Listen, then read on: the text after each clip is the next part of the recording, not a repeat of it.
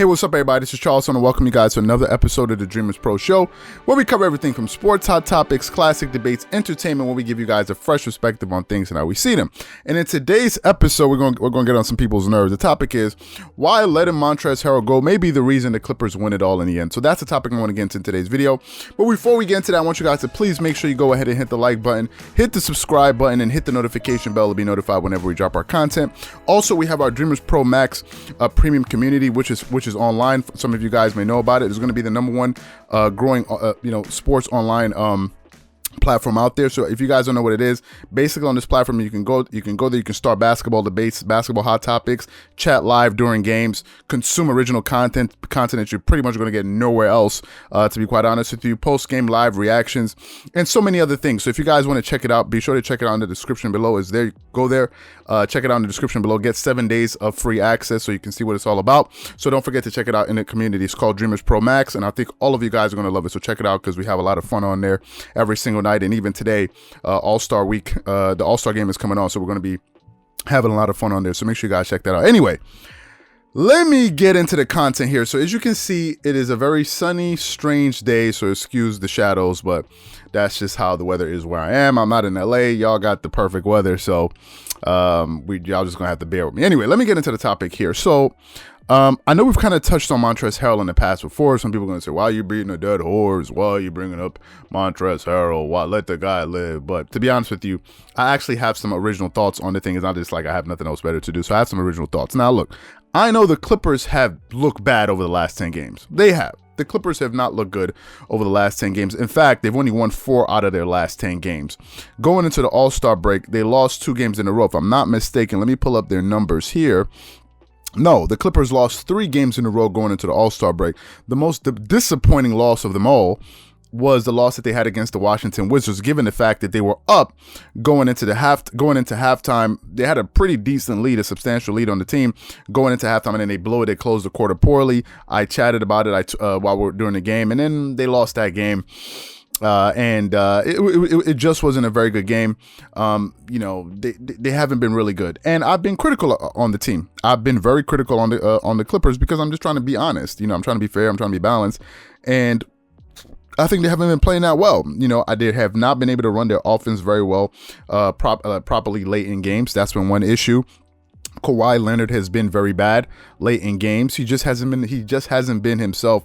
The usual Kawhi that we're used to seeing late in games. He has not been himself.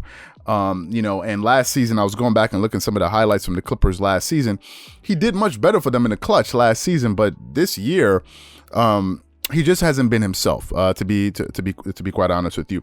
However, we're now in the All-Star break. There's some games off. They're not going to have some games for a few more days. I think the Clippers are going to be playing next week, sometime next week towards, I think, Wednesday or Thursday.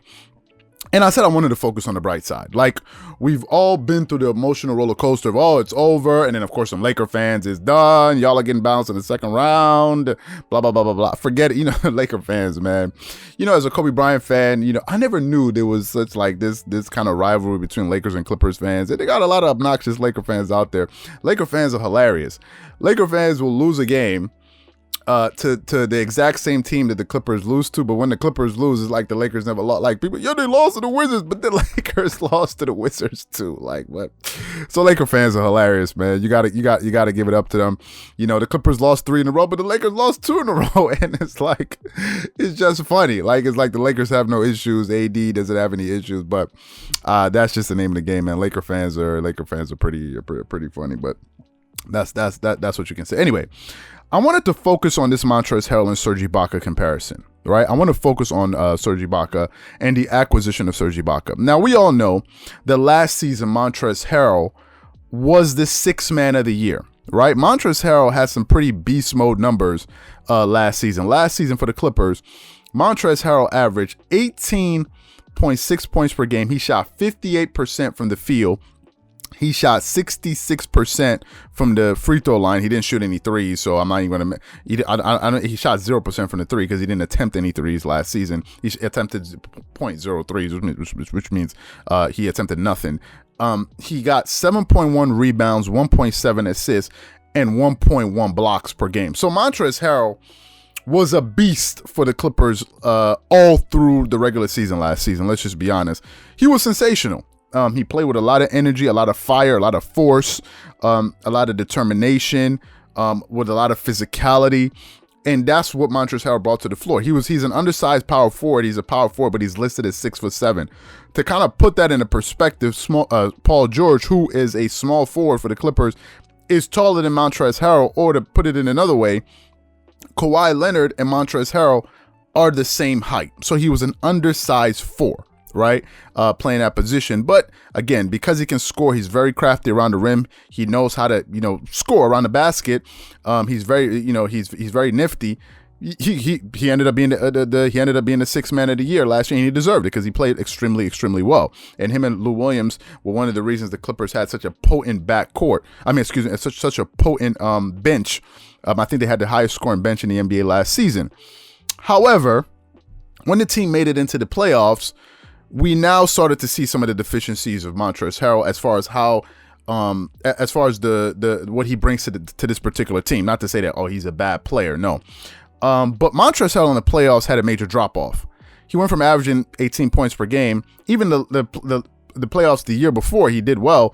But this year he averaged this former playoffs, he averaged 10.5 points per game, 5.7 rebounds. He shot 20% from the three. I don't know why he attempted some threes. I assume he shot 60% from the free throw line. He went from getting you 7.1 rebounds in the regular season to 2.9 rebounds. I think he got you like 1.4 assists. He went down to 0.4, and he didn't even get you a block nor a steal. And in that second round against the Denver Nuggets, he just couldn't contend with Nikola Jokic. Now, during the regular season, I said that I gave the Clippers the edge because a lot of people said, but who's going to deal with Anthony Davis? And I said Anthony Davis is a finesse big. Anthony Davis doesn't like to play with physicality. So if you rough him up, you put a body on him, you keep bumping into him, I thought that, okay, maybe he's going to throw him out of his rhythm. So I knew Montrezl Harrell was undersized going up against Anthony Davis. But I thought the Clippers would be able to rough him up to be able to get the best out of, to be able to kind of just take him out of his game, because I've seen it happen before in the regular season a number of times. So that's why some people, you're being a hypocrite. If you thought the Clippers would win, you knew he was smart. So I just to kind of cover bases there. Now, some people said, listen, it was because he had a personal issue in his family. That's something that happened, and maybe that was the reason. I don't know that, right? Who knows that? I don't know that. To be quite honest with you, and some people may say that's an excuse. Some people may say that's a reality. But at the end of the day, those are we're just judging the results here. We're not really focusing on that because I don't know if it could be, but I don't know that. I don't want to focus on that. So that was his productivity in the playoffs. Now, another thing was he wasn't a great locker room guy. He wasn't a great chemistry guy. There was rumblings of him and I think Paul George having some issues. And if you're the front office of the Clippers, you're obviously going to side with Paul George. It's not like as if you're going to side with Montrezl Harrell. You're not going to side with the guy, the Supermax. You're not going to go against the Supermax, the guy that you have on the max contract. And then, no, it's not going to happen. So obviously the Clippers were going to side with Paul George. So given the fact that, he had a lack of size, his lack of perimeter shooting, lack of experience, not a very good not a very good locker room guy, and all these different things. When the offseason started, they decided to let Montrezl Harrell walk. Now, the surprise around that was the fact that he decided to go sign with the Lakers. Not that the fact that he decided to leave the team, but the fact that he decided to go sign with the Lakers is what threw a lot of people off, right? It was like, what? I thought this was the team you were supposed to be, but that's the part that kind of left a bad taste in a lot of the Clipper fans' mouth. It's like, wait a minute, what? The Lakers, the team we were supposed to be, that's the team you wanted to go. You decided to go sign with. So I think there was kind of this thing kind of going around, and that's what led some Clipper fans to be like, I knew he was a double agent, and given the fact that Kawhi Leonard's trainer had made some comments saying we got this double agent on our team, and then he decides to go do that, it's kind of hard to argue against that. I mean, just look at what happened. Which brings me to Serge Ibaka. Now, Serge Ibaka for the Clippers is a completely different thing. This season, he's averaging 11.1 points per game, 6.6 rebounds, 1.8 assists, shooting 50% from the field. So Montrezl is shooting a higher field goal percentage, but he's shooting 35% from the three, almost 36% from the three, 35.5% from the three, shooting 82% from the free throw line. So he's above 80% free throw shooter and getting you 1.2 blocks. right? Now we're beginning to see kind of what Serge Ibaka brings. Serge Ibaka, first of all, is a big body. He's 6 foot. Some people have argued with me. Okay, 6'10". At one point, I saw them NBA.com listing him at 6'11". So he's 6'10". You throw on his sneakers, maybe add it as an inch or two, so he's like a 7-footer. So he's 6 foot, at least a taller guy, a bigger body than Montrez. He's a shot blocker and rim protector. I think we all know that. Serge Ibaka, that's where he kind of hung his hat early in his career. That's what he was known for being a rim protector. He stretches the floor, as you can see, because he's a three-point shooter. But also he's a great pick and pop player.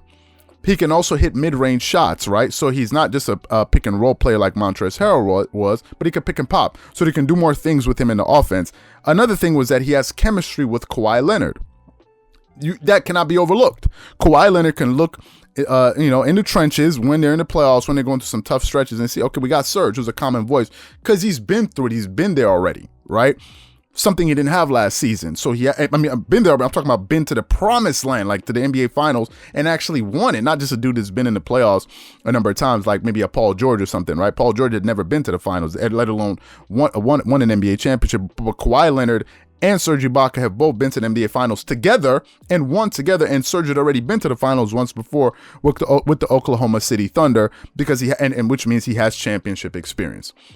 These are all pluses for the Clippers, if we're juxtaposing him and Montrezl Harrell. And I think that Serge Ibaka is going to be a major factor for this team in the playoffs. I'm looking ahead because, guys, you have to think about it. The playoffs begin in May 22nd. May 22nd, and I've said thus far, currently how the Clippers are playing, I don't think they're going to win the title, but they're a contender. Yeah, they're contender in the West, but currently how they're playing and how things are looking, I don't think they're going to win the title, come out of the Western Conference, but there's a lot of ground to be made up. They still can make some moves, and it can really improve their team. You're talking about we have 2.5 months. We have March, April, May to really get things sort things out. So they have enough time to figure things out. What I'm saying is, when the Clippers do get to the playoffs, I think you're going to really see the value of Serge Ibaka, because Serge Ibaka, number one, he can hit timely jump shots. The year they won the NBA title, I don't know if I can pull up his stats here. That year, their playoff run with the Toronto Raptors, not last year. Yeah, we're looking at 2000. Now, he only averaged 9.4 points per game, but remember, he was coming off the bench. Right? Last year in the playoffs, he was averaging 15 because I think he was starting. He shot 47% from the field, 23% from the three-point line, 76% from the free throw line. Got you, 6 rebounds and 1 block coming off the bench. But last year in the playoffs, he averaged 15 points per game, 57% from the field. He shot 51% from the three. So he was shooting a legitimate 51% from the three, attempting 4 3-pointers per game. He shot 100% from the free throw line in 11 games. Serge Ibaka shot 100% from the free throw line, got you 7.7 rebounds, 1.2 assists, and 1.3 blocks, all in 23 minutes per game. So Serge is a big time player, meaning a playoff type of player, pressure player, and I think that's what the Clippers are going to see when they get him. Because listen, if the Clippers were to go against maybe, let's say, the Denver Nuggets, or maybe, let's say, the Los Angeles Lakers, I think everyone here can safely assume that they're going to be better suited to play that team because they have a better piece in Serge. Serge can do more than Montrezl Harrell could. Montrezl Harrell could score, but it's not just about scoring. It's about how you match up with another team. And I think Serge allows them to be very versatile because they can play big with Serge, they can play small with Serge because Serge can still stretch the floor. So I think down the line, Serge Ibaka is really going to show his value for the Clippers, and that may be something people are overlooking. I don't think they brought in Serge to get the number 1 and number 2 seed in the regular season. I think they brought him in for the playoffs because they saw that when they went up against a good team that had some bigs, they were just going to be barbecue chicken in the paint. I don't think that happens this time around with Serge Ibaka. I don't think people should be looking at the value of Serge, how he's performing in the regular season. Judge Serge Ibaka in the playoffs, right? The same way Kawhi Leonard is ultimately going to be judged how he performs in the playoffs, right? Kawhi Leonard was brought there to win titles, not to just win regular season Western Conference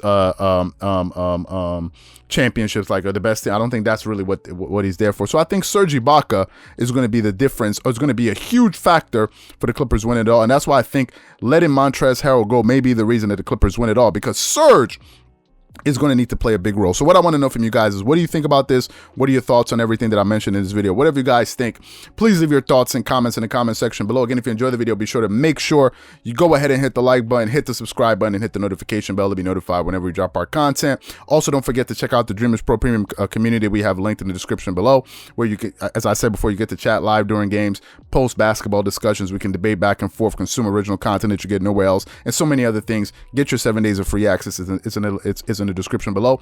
Once again, it's just Charles here from Dreamerspro, wishing you guys an amazing day. Catch you guys on the next episode and enjoy the All-Star game. Peace.